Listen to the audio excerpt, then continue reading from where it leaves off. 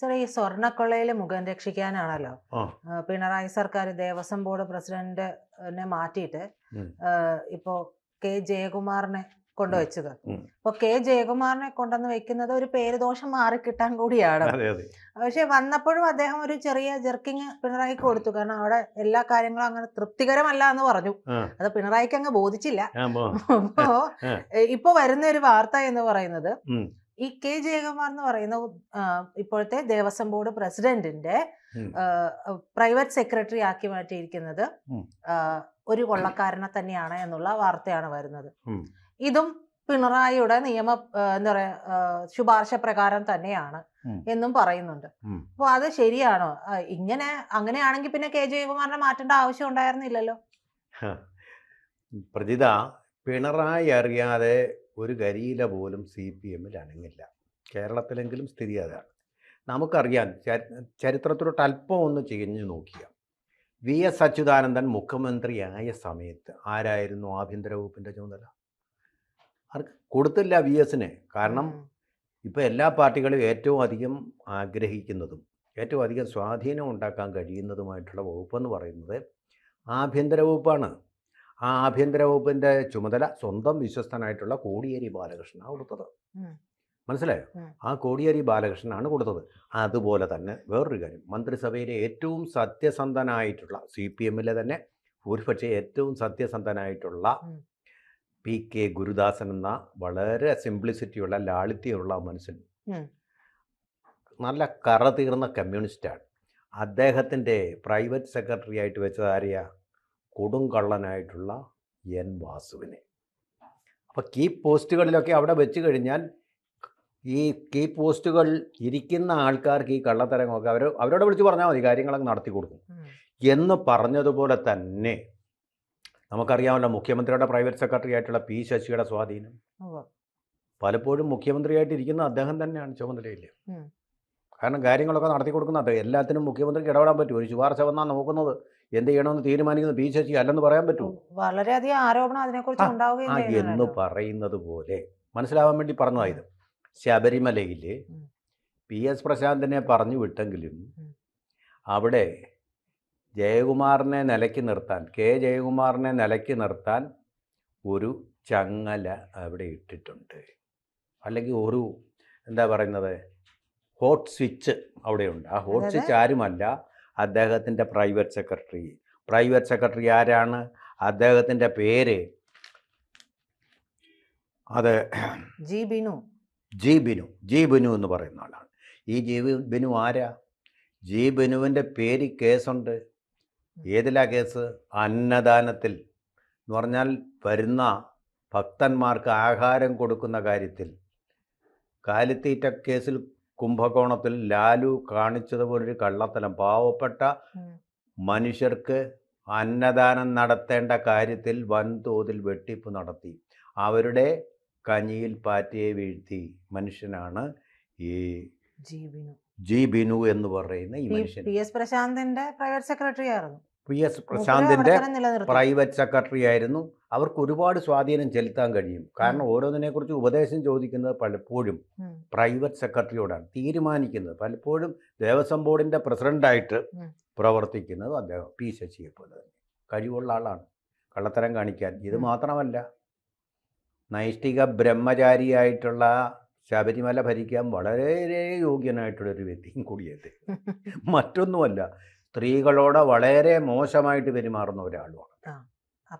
സ്ത്രീകളോട് വളരെ മോശമായിട്ട് പെരുമാറുന്ന ഒരാളെയാണ് വെച്ചിരിക്കുന്നത്. ജയകുമാറും മോശമല്ല എന്നൊക്കെ പറയുന്നത് എനിക്കറിയില്ല. എന്തായാലും രണ്ടുപേരും കൂടി നൈഷ്ഠിക ബ്രഹ്മചാരിയായിട്ടുള്ള അയ്യപ്പന് നല്ല കാവലാളികളായിട്ട് അവിടെ അതിവർത്തിച്ചു കൊണ്ടിരിക്കുകയാണ്. അപ്പോൾ ഇതിലൊരു പൊളിറ്റിക്സ് ഉണ്ട്. മുഖ്യമന്ത്രി അറിയാതെ ഇത് വരാൻ സാധ്യതയില്ല. അവിടുത്തെ ഒരു നിയമനം പോലും മുഖ്യമന്ത്രി അറിയാതെ നടക്കുകയില്ല. അപ്പോൾ പ്രത്യേകിച്ച് ഇപ്പോഴത്തെ ഒരു സാഹചര്യത്തിൽ എന്ന് പറഞ്ഞൂടെ, കാരണം ഇപ്പോ ഇത്രയും പ്രശ്നബാധിതമായിരിക്കുന്ന സമയത്ത് മുഖ്യമന്ത്രി അറിയാണ്ട് ഇങ്ങനെ ഒരു പോസ്റ്റ് കൊടുക്കില്ല എന്നുള്ളതല്ലേ? പോസ്റ്റ് നിലനിർത്തുകയില്ല. കാരണം പ്രശാന്ത് മാത്രമേ പോയിട്ടുള്ളൂ. അഴിമതിയുടെ കേന്ദ്രം അതിൻ്റെ കർത്താവും എല്ലാം അവിടെ തന്നെ ഉണ്ട്. ഒരു ശരീരം മാറി മറ്റൊരു ശരീരത്തിലേക്ക് ആത്മാവ് പോകുന്നു എന്ന് പറഞ്ഞ പോലെ ആത്മാവ് അവിടെ, അഴിമതിയുടെ ആത്മാവ് അവിടെ തന്നെ കുടികൊള്ളുന്നുണ്ട്.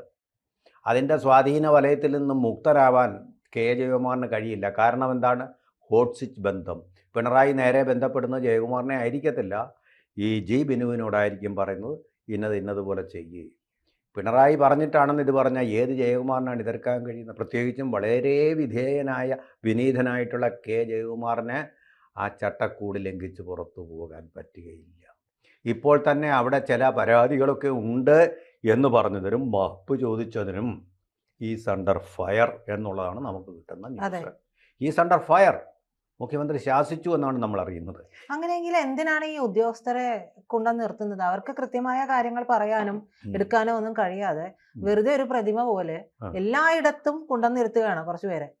അങ്ങനെ ഇരുത്തിയതുണ്ട്. പ്രത്യേകിച്ച് ഈ സ്വർണ്ണക്കൊള്ളയുമായി ബന്ധപ്പെട്ട് ഇത്രത്തോളം വിഷയങ്ങൾ ഉണ്ടായിരിക്കുന്ന സമയത്ത് കെ ജയകുമാറിനെ പോലൊരു ഉദ്യോഗസ്ഥനെ കൊണ്ടുവന്ന് ഇരുത്തുന്നു. അപ്പൊ അദ്ദേഹത്തിനൊരു നല്ല മുഖമുണ്ട് എന്നുള്ളത് കൊണ്ടാണല്ലോ അദ്ദേഹത്തെ കൊണ്ടുവന്ന് ഇരുത്തുന്നത്. അപ്പൊ അദ്ദേഹം പറഞ്ഞ് അത് രമ്യതയിലേക്ക് കൊണ്ടുപോകാൻ നോക്കുന്നതിന് പകരം അദ്ദേഹം എന്തെങ്കിലും പറയുമ്പോൾ തന്നെ അവിടെ അദ്ദേഹത്തിന്റെ കൊങ്ങയ്ക്ക് പിടിക്കുന്ന ഒരു നിലപാടിലായിട്ടാണ് പിടിക്കുന്നത്. അതെ, അതാണ് ഇവിടെ പ്രശ്നമെന്ന് പറഞ്ഞാൽ. ഇത് എന്താണെന്ന് വെച്ചാൽ ഇദ്ദേഹത്തെ ഇരുത്തിയിരിക്കുന്നതിന് കാര്യമുണ്ട്. ഇപ്പോൾ ഉടനെ ഒരു കൊള്ള നടത്താൻ വേണ്ടിയിട്ടൊന്നും അല്ല, പക്ഷേ പ്രതിരോധം സൃഷ്ടിക്കാൻ. ഇതിൻ്റെ ലോജിക്കലായിട്ട് അടുത്തതായിട്ട് പോകേണ്ടത് ആരിലേക്കാണ്? പത്മകുമാർ പറഞ്ഞു, അന്നത്തെ മന്ത്രിസഭ ഗവൺമെൻറ് പറഞ്ഞിട്ടാണ് ഞാൻ ഈ തിരുത്തലൊക്കെ നടത്തിയത്. അതെ, ഗോയഹെഡ് എന്ന് ഉള്ളതാണ് നമ്മൾ മനസ്സിലാക്കുന്നത്. പറഞ്ഞിട്ടാണെന്ന് ഇദ്ദേഹം പറഞ്ഞുള്ളൂ, ഗോയഹെഡ് പറഞ്ഞിട്ടില്ല കുറ്റസമ്മതത്തിൽ. അപ്പോൾ അങ്ങനെ വരുമ്പോൾ ഇനി ആരിലേക്ക് അറസ്റ്റ് പോകേണ്ടത്? അറസ്റ്റ് പോകേണ്ടത് കടകംപള്ളി എന്നുള്ള പേര് പറഞ്ഞിട്ടില്ല. അതാണ് ഇതിലെ പ്രധാന ഘടകം.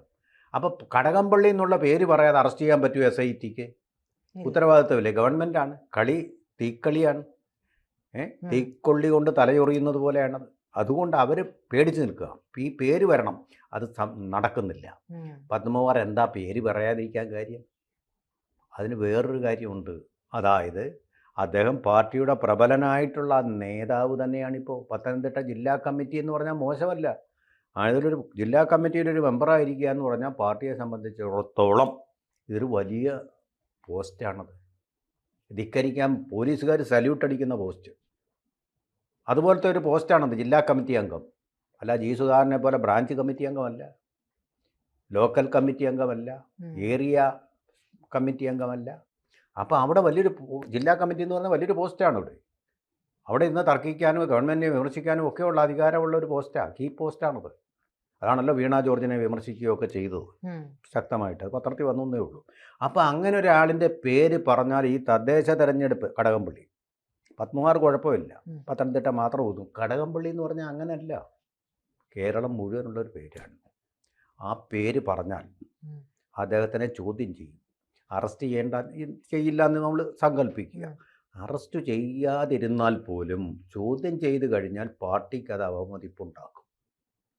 അത് ലോക്കൽ ഇലക്ഷനിൽ ഇപ്പോൾ നടക്കുന്ന ഈ തദ്ദേശ തെരഞ്ഞെടുപ്പിൽ അതിൻ്റെ ഒരു പ്രതിഫലനം ഉണ്ടാവും, നല്ല തിരിച്ചടി ഉണ്ടാവും. അല്ലാതെ തന്നെ തിരിച്ചടി ഉണ്ടാവും എന്നാണിപ്പോൾ പൊതുവെ അനുമാനിക്കപ്പെടുന്നത്. തദ്ദേശ തെരഞ്ഞെടുപ്പിൽ ജനങ്ങൾ തിരിച്ചടിക്കും എന്നാണിപ്പോൾ പറയപ്പെടുന്നത്. എന്തായാലും അതൊരു വലിയ തിരിച്ചടിയാവാനുള്ള ഭാഗമുണ്ട്. അതിൻ്റെ ഭാഗമായിട്ടാണ് ഇപ്പോൾ കണ്ണൂരെന്ന് പറയുന്ന അവരുടെ ചുവപ്പ് കോട്ടയാണ്. അവിടെ പോലും അവരിപ്പോൾ അങ്കലാപ്പിലാണ്. അവിടെ ചെയ്തുകൊണ്ടിരിക്കുന്നതെന്ന് പറഞ്ഞാൽ എതിർ സ്ഥാനാർത്ഥികൾ ഉണ്ടെങ്കിൽ BJPയുടെ അടുത്ത് കളി നടക്കുകയല്ല, അവർ തിരിച്ചു കൊടുക്കും. കോൺഗ്രസിൻ്റെ സ്ഥാനാർത്ഥികളോട് നിങ്ങൾ മത്സരിക്കുകയാണെങ്കിൽ വിവരം അറിയുമെന്ന് പറഞ്ഞ് ഭീഷണിപ്പെടുത്തുക. കോൺഗ്രസ്സുകാർ പേടിയുള്ളവരാ, അവർ പിന്മാറും. അങ്ങനെ നടക്കുന്നുണ്ട്. VD സതീശൻ സമ്മതിച്ചു. അതുപോലെ വയനാട്ടിൽ ഒരു വിമതൻ മത്സരിച്ചപ്പോൾ വ്യക്തമായിട്ട് ഫോൺ സംഭാഷണത്തിൽ ഞാൻ കേട്ടതാണ്. ഫോൺ സംഭാഷണത്തിലൂടെ നേതാവ് വിളിച്ച് പറയുക, നിങ്ങൾ എന്നെ എന്തോ ചെയ്യും, ഞാൻ മാറില്ല, മത്സര രംഗത്ത് നിങ്ങൾ പിന്മാറണം. അത് ഈദി അമീനൊക്കെ പറയുന്ന പോലെയാണ് പറയുന്നത്. ഇല്ലിപ്പം മനസ്സില്ല മാറാൻ, ഞാൻ മാറുന്നില്ല, മത്സരിക്കുകയാണെങ്കിൽ നിങ്ങൾ എന്നെ എന്തോ ചെയ്യും, സ്പഷ്ടമായിട്ട് ചോദിക്കുന്നുണ്ട്. അദ്ദേഹം അതിന് മറുപടി പറയുന്നത്, നിന്നെ ഞങ്ങൾ തന്നെ തട്ടുമെന്ന് പറഞ്ഞു കഴിഞ്ഞാൽ കൊട്ടേഷൻ സംഘങ്ങൾ കൊടിസുനിയൊന്നും വേണ്ട, ഞങ്ങൾ തന്നെ അത് ചെയ്യും. എന്നാൽ നിങ്ങളങ്ങ് ചെയ്തു, ഞാൻ എന്നാലും മാറുന്നില്ല. ഇതൊക്കെ അറിഞ്ഞുകൊണ്ട് തന്നെയാണ് ഞാൻ നിൽക്കുന്നതെന്ന് മറുപടി. നമ്മുടെ പബ്ലിക് ഡൊമൈനിൽ അധികം ചർച്ച ചെയ്യപ്പെട്ടില്ല. ഇത് സംഭാഷണം. നമ്മളിപ്പോൾ പിന്നെ പിന്നെ രാഹുൽ മാങ്കൂട്ടത്തിൻ്റെ ഒക്കെ ചർച്ച ചെയ്തല്ലോ ഓഡിയോ എന്ന് പറഞ്ഞ്. ഇത് ചർച്ച ചെയ്യപ്പെടുന്നില്ല. കോൺഗ്രസ്സുകാർ തന്നെ അത് ചർച്ച ചെയ്യുന്നില്ല. പിന്നെ നമുക്ക് എന്ത് ചെയ്യാം? കോൺഗ്രസിന് തന്നെ രക്ഷിക്കാൻ പറ്റിയില്ലെങ്കിൽ നമ്മൾ രക്ഷിക്കാൻ പറ്റും. കൂടുതൽ വാർത്തകളും വിശേഷങ്ങളും നിങ്ങളിലേക്ക് എത്താൻ ABC മലയാളം സബ്സ്ക്രൈബ് ചെയ്യുക, ബെൽ ബട്ടണും അമർത്തുക.